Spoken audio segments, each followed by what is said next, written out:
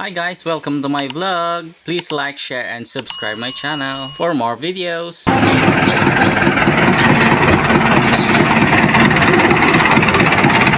Yan guys, problema niyan, mahina ang preno. Mahina ang preno ng aking truck. Kaya gagawin, check up ng mga brakes, fluid, clearance ng brake lining sa kanyang brake drum. At dahil mahina ng palay, yan, pati mga bearings repack na mamaya. At dahil namasa ang kanyang preno, baklas ang gulong, bunot axle.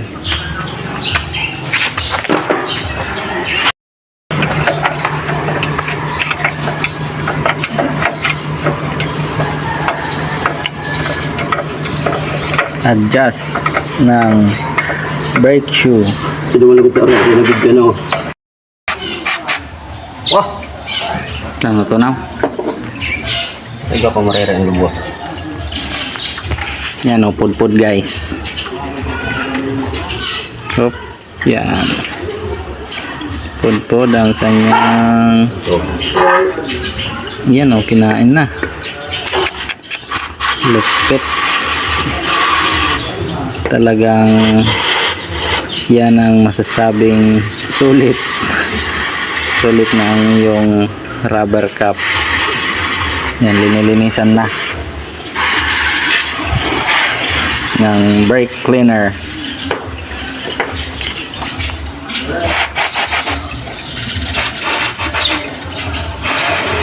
Oras talaga na. Yun na nga guys, tinanggal na yung brake shoe ng panlikod na brake.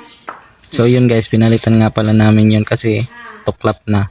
Yan nga pala guys ang pinalit namin na brake. So yan na nga guys, tapos na namin yung panlikod. Sinimulan ko nang baklasin yung pangharap kasi may tagas din pala siya. Basa. Siya ang dahilan kung bakit dumudulas ang kanyang brake.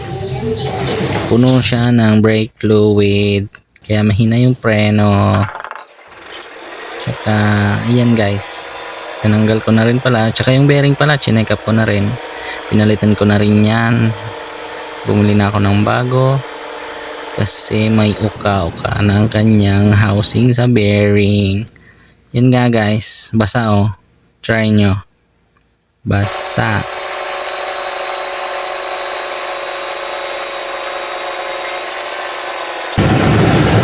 Pakalitan itong rubber cap. Lilinisan natin yan para mamaya maganda na kanyang plate. Ganyan guys. Mamaya. Hatol. Palit cylinder na rin. Muling halakhat. Para tumagal ulit ang kanyang buhay. Para make sure na rin na hindi ka masisiraan sa daan. Safe ang inyong buhay, pati ang inyong mga karga.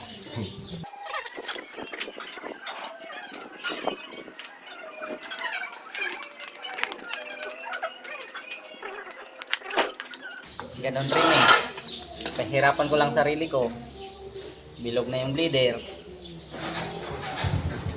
Hindi naman to aabutin ng 200, 100 lang nga eh. Hindi pa nga eh. Oh, murang-mura lang to. Sabihin na natin 30, isang 1 bit plus fittings 20. Oh, yun na. Tapos na. Bago pa.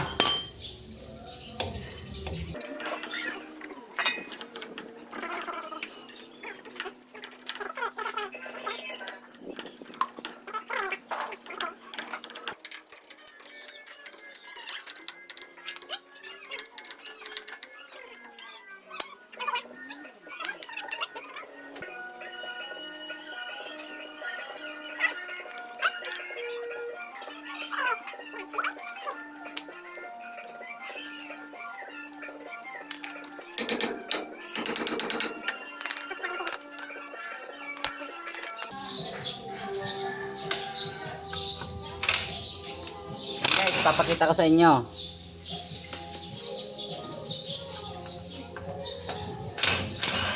Di ba makita? Baka sabihin nyo, basta ko na lang pinapalitan ang aking mga gamit. Scripted dong, scripted. Yan. Saglit. Oh. Yan, may mga kalawang na yan.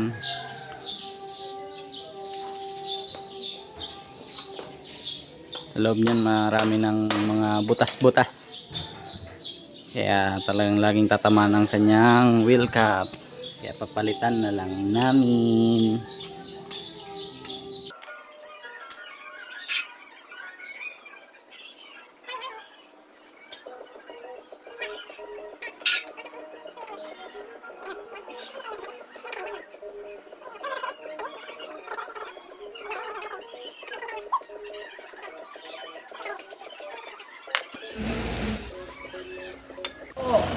So yan na nga guys, ito yung sa gulong, lilinisan lang namin siya, kiskisin ng konti ng magaspang ano, para malis yung mga kalawang dumi na dumikit sa kanyang brake shoe.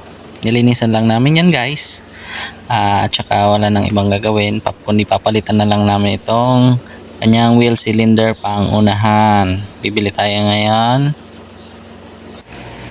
So yan na nga guys, sinimulan ko na mag-flare ng pinutol ko kanina na steel tube. Yan, may flaring tools din akong sarili. Yan, pinag-flare ko lang. Yan, yan pa pala, binasabasa ako ng konti ng langis yung flaring tools kasi kinalawang. Para yan, madali kong magamit, madalas gamitin. Para hindi masyadong tigas. Palambot-lambot yan ng konti yung langis. Yan, higpitan lang ng konti. Yan, okay na. Pasok mo yung isa, kabila. Check mo kung ayos na. Pupukin mo ng konti. Yan, kabila naman. Simulan na natin yung kabila. Yan guys, yan. Ito, napalitan na natin yung wheel cylinder na bago. Yan, kabit na natin.